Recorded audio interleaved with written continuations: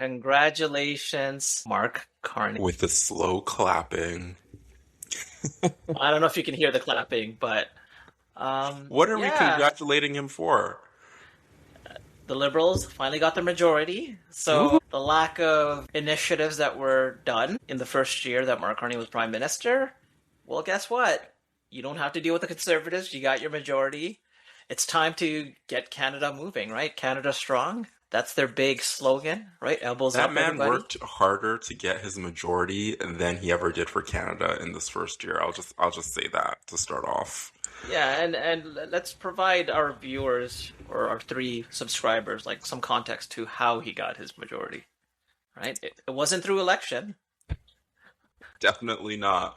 Um, so it came through, the majority of it was floor crossers, right? All from the Conservative caucus and one from the NDP caucus. That's right. Yeah, all of There his were bubbly some bits were there. by-elections as well, but Yes, and yeah, and they, to their credit, they did win all three of those by-elections. I mean, two of them were guaranteed because those were just Liberal MPs leaving to do other things, like Chrystia Freeland becoming what was it, finance minister? she's just over there. She became like their economic coordinator or something like that. Advisor, economic advisor to Ukraine of all countries. I mean, Canada is hopeless at this point, so why not just go to the next best thing, Ukraine? At least they have a revenue stream. Don't get me wrong, it's not through their actual industry, it's through all the aid from Canada, the US, and the European Union. So that's a great revenue stream to have. 5 billion strong from Canada alone, so hey, don't knock it. Yeah, so congratulations. I guess we got to start calling him Big Daddy Carney, Big Daddy Brookfield. Big That's what Daddy I would say. Brookfield. Yeah, yeah, Brookfield's the real daddy, right? Like, no, actually, like, Mark Carney is like the father, and I'm air quoting here, and then Brookfield is like the stepfather that you gotta actually respect, right? Like, True, true. I know they call them the Carney liberals to make a distinction, between him and Justin Trudeau, but I'm gonna call them the Brookfield liberals at this point. Like, Carney and Brookfield is synonymous, right? Like, Oh no, not saying that the entire cabinet is bought and paid for. yeah, I mean, yeah, that's a novel concept in federal government in general, whether it's Canada or the U.S. or any other country. Well, that's true. They did have their what is it, spring update, right? They were Yep, definitely bragging about it. Any yep. thoughts? I think they tried to play it off as best as they could. Their outlook for their spending was, they really tried to paint it with rose-colored glasses, but I mean, we're just in a deficit. I mean, they've increased the deficit. They didn't increase it as much as they predicted, which to them was a pat on the back, but I think they still increased it to a tune of what, 6 billion? 60. Yeah, Yes. six. I mean, it's a record regardless, but and I wouldn't even use the word rose tinted glasses. They essentially took some sparkles and spread it on a piece of turd and said, "Hey, look how much better this piece of turd is than it was with Justin Trudeau." Not But the jerk. but to give, I mean, what was the original forecast amount that they were thinking for? I swear it's 70. I think they saved like 10 billion, $10 billion. And to give the audience some context here, the rose tinted glasses reference is that like they were trying to highlight how fiscally responsible they are. So they're like, hey, look, we actually spent below the expected budget of, I believe it was like 73 or 74 billion dollars, and it's down to 63 billion. So they essentially saved like $10 billion. But the irony here is that it's still double what Justin Trudeau was forecasting for 2025, 2020. It sounds like a standard banking practice, which is like, hey, look, yes, we overspent, but it could have been worse. Let's highlight the delta. Let's highlight the gap of what we didn't spend and highlight that as like how fiscally responsible we are. Um, This fiscal responsibility is just smoke and mirrors because ultimately we're still overspending. We're still putting ourselves further in debt as a nation. Fine. Carney wants to spend, spend, spend. He wants to have a large stimulus of our country, spurring infrastructure projects. But is there a guaranteed payback from this? Like, when are we going to see the returns? When are we going to start to dig ourselves out of this debt? There doesn't seem to be any concern for that whatsoever. And I'm Yeah, confused by yeah, it.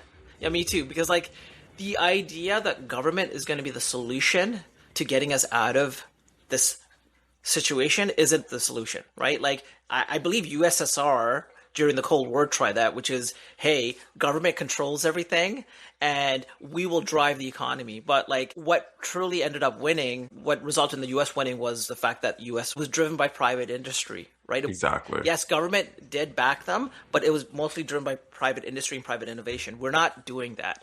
So like we can, and bankers do this. Banking, like a lot of banking companies do this. I have a lot of friends that consult for banking, and all they do is throw money at problems. They don't necessarily try to find a more optimized or streamlined approach. They just want to throw money until the problem is buried by money. And Trudeau was advised under Carney, and now that Carney, the banker, is running the country, he's still using that practice of throwing money at the problem.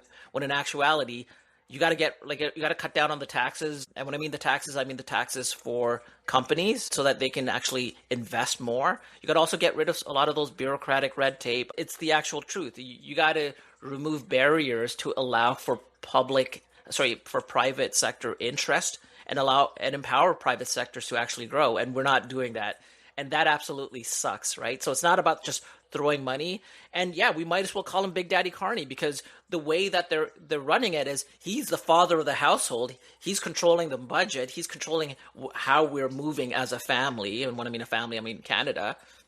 And that's not how you do it. You provide opportunities for other sectors to come in to grow and empower themselves, which enables people to actually get jobs, right? It enables growth and revenue streams not coming from the government because guess what? Breaking news, they're not fiscally responsible in general. They're not revenue generating. They're kind of parasitic. They take our money and they spend it, right? Well, yeah, that's the thing. They just take our money, spend it on whatever frivolous thing that they deem Frivolous is a nice is way of putting it. Yeah. frivolous bullshit that they deem is good for Canada, like 5 billion to Ukraine. I think this is a nice segue into another big topic that happened this week. Carney's announcement that they're creating the Ooh. Canada Strong Fund, our nation's first sovereign wealth fund. Designed as a major financial vehicle that we could use to sustain nation building projects that also gives Canadians a direct stake in the country's economic growth, supposedly. Yeah. Now, I Would you mean, would you call that a sovereign wealth fund though? no, not It isn't. not historically, not in the It same way that other nations have sovereign wealth funds. Like yeah, for I mean, example, Norway has a sovereign wealth fund that is funded directly through their surplus that they get from their natural resources. They in turn take this money and use it to invest outside of the country in like whatever stock market or other business ventures outside of the country to generate capital, then in turn take those profits to fund projects within their country. Now, the way that our Canada Strong Fund would work is like we would take investments from Canadians and private donors as well outside of the country to fund our own infrastructure projects. I mean, it's a bit nuanced as to the way that it works, but there have been other models of sovereign wealth funds that other countries have used. China has one that also funds their social economic programs. Singapore does the same.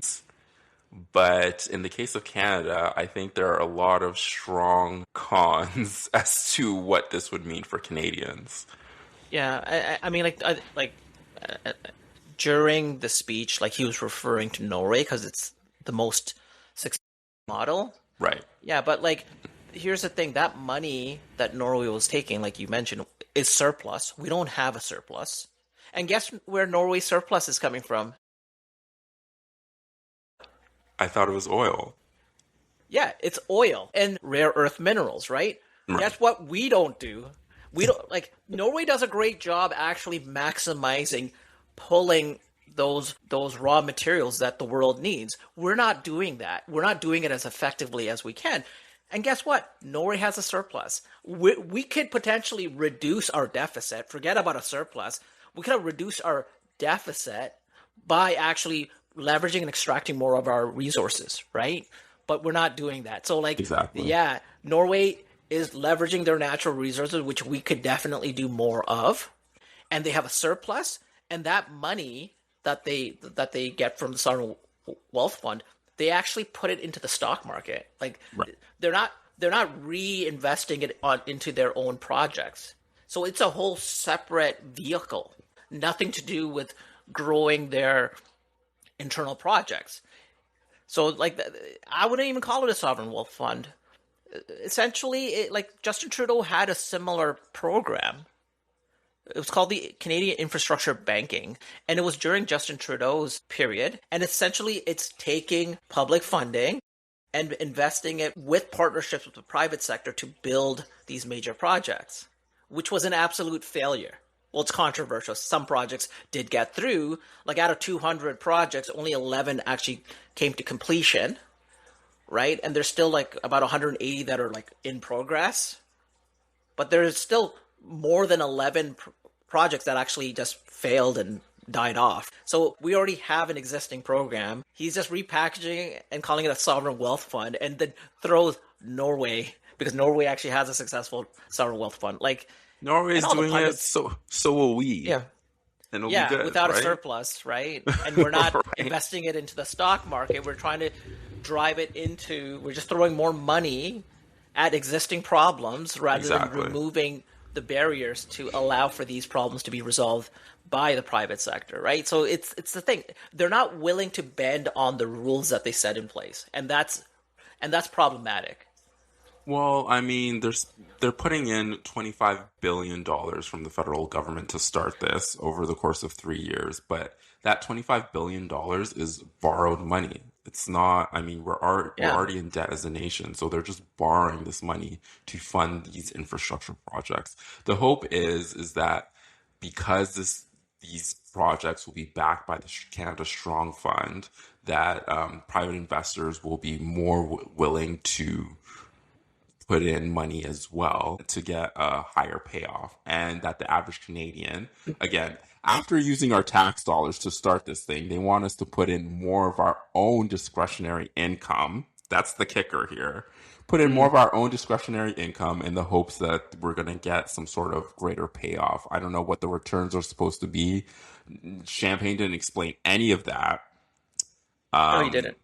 And so I don't know. It just seems kind of like a, to be honest, this seems kind of like an MLM being funded by the Canadian government, maybe another slush fund for somebody.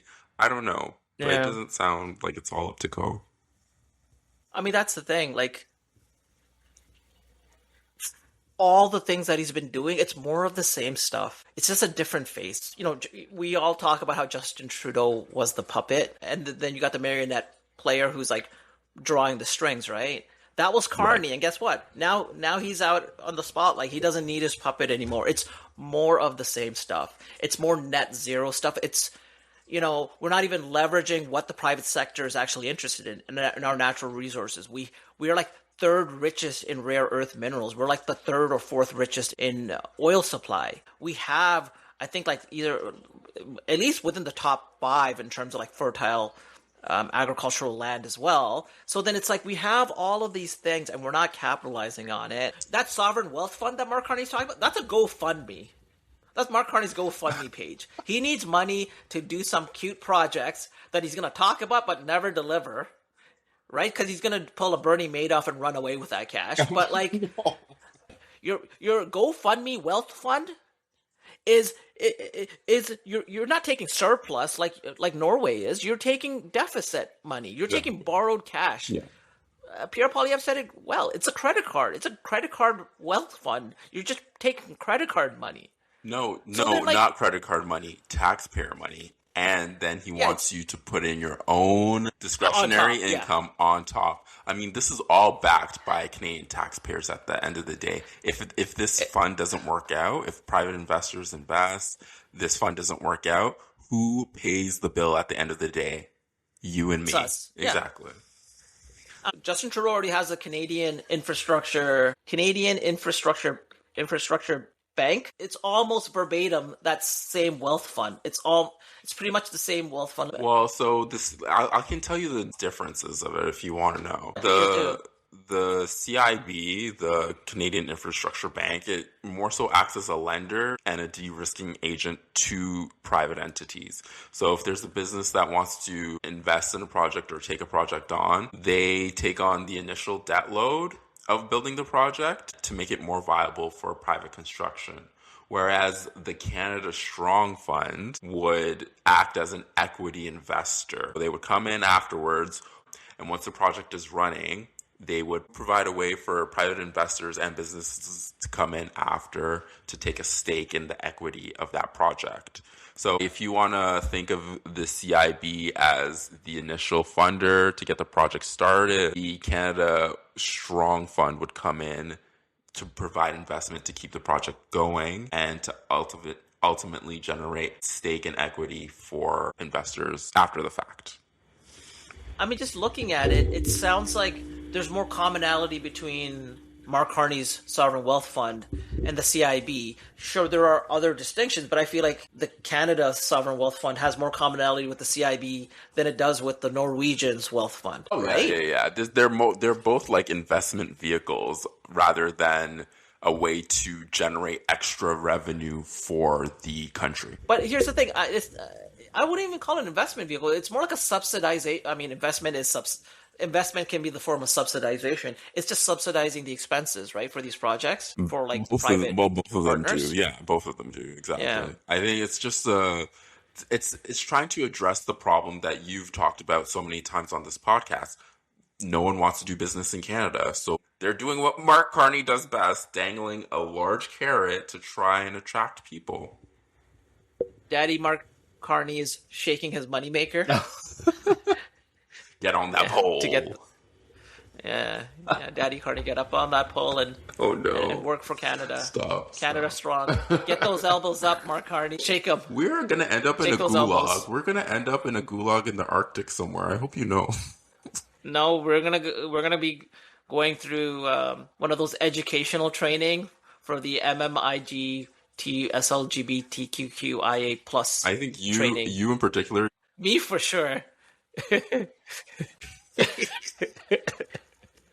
Yeah, but I mean, jokes aside, I mean, like, let's see. I mean, it seems like the Canadian Infrastructure Bank. I mean, like, from what I heard, it sounds like there was a lot more criticism, but it sounds like it has mixed outcome, and it seems like the successes are starting to roll in now rather than when it did under Trudeau. Yeah, maybe I just need to shut the hell up and see it.